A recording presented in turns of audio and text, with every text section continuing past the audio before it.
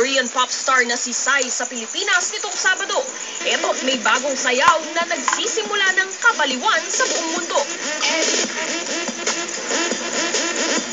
Tulad ng Gangnam, iba't ibang grupo na ang umiindak sa Harlem Shake.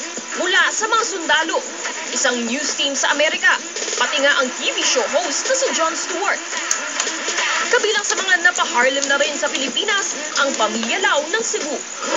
Me and my family had a blast doing it. I mean, who doesn't like to dance and go crazy without anybody making fun? So it was a good fun time doing it. Lahat ng kumakalat na video sa internet nagsisimula sa taong nagsasayaw mag-isa.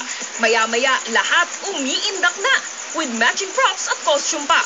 Wala mang signature move tulad ng Gangnam Style na tila ba nangangabayo ang mananayaw.